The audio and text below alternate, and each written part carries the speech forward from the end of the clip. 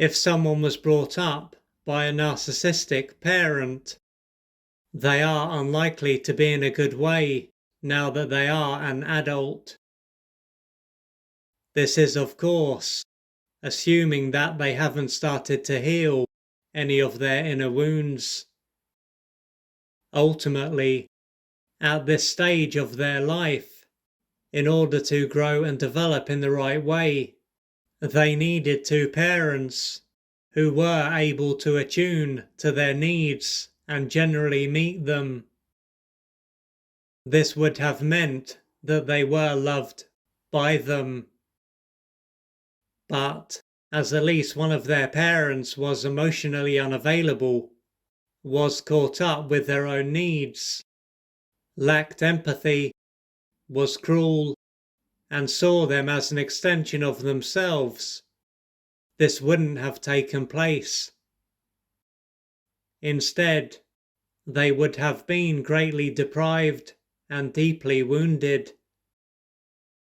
If their other parent was more human and was around, this stage of their life might not have been as destructive as it would have been otherwise. Yet this parent might have been very passive and not stood up for them, which would have also played a part in the damage that was done to them.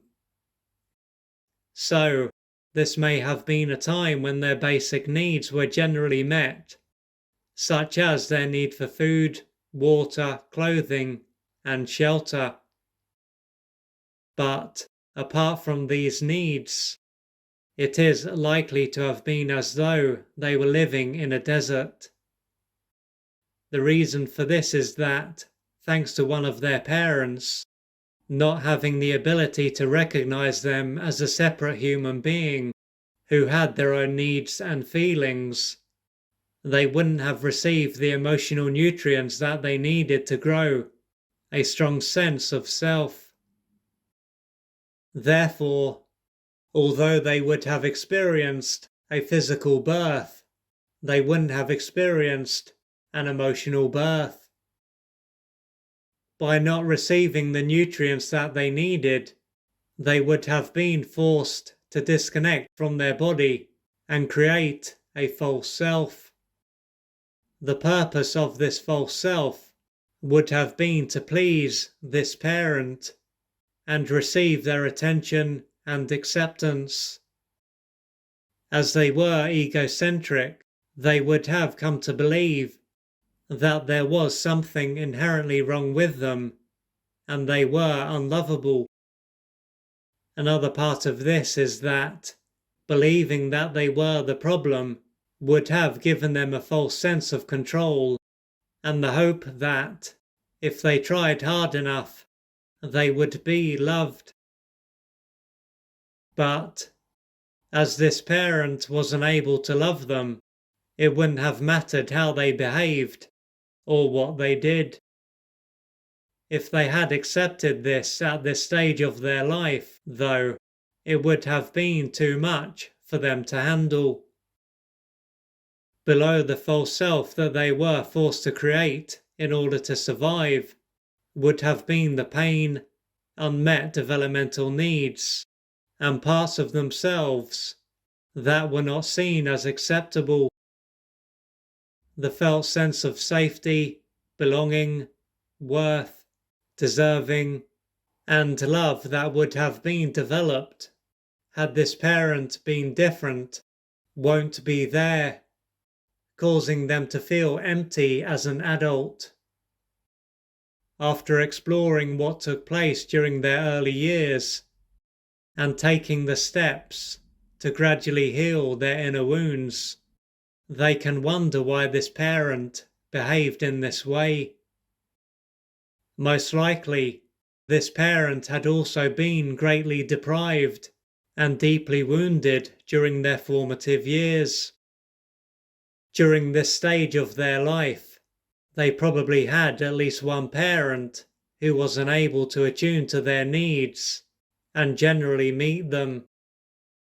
This parent probably also had a parent or parents who were unable to be there for them during their formative years. For them to handle what was going on, they would have ended up disconnecting from their body and creating an inflated false self. Not being connected to themselves would have stopped them from feeling ashamed, worthless, and unlovable, for instance.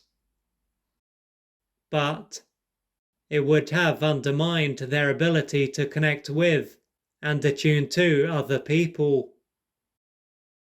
Moreover, as they didn't receive what they needed to be able to move through each developmental stage, they wouldn't have realized that other people were not an extension of them.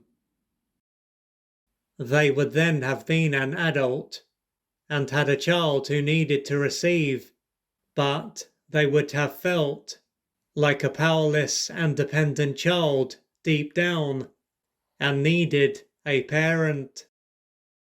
If they had been able to face what was going on for them and healed some, if not all, of their inner wounds, they wouldn't have harmed their own child to the same degree.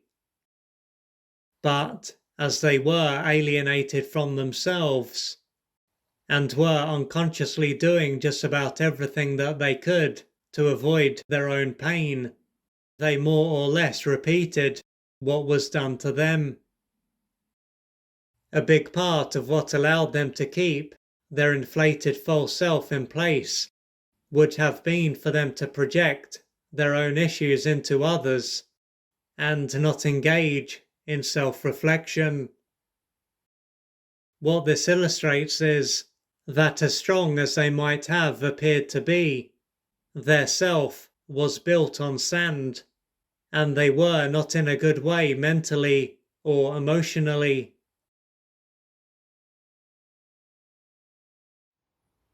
If you would like to find out more about the services that I offer, please go to www.oliverjrcooper.co.uk or email me at info@oliverjrcooper.co.uk, and I'm looking forward to assisting you on your journey.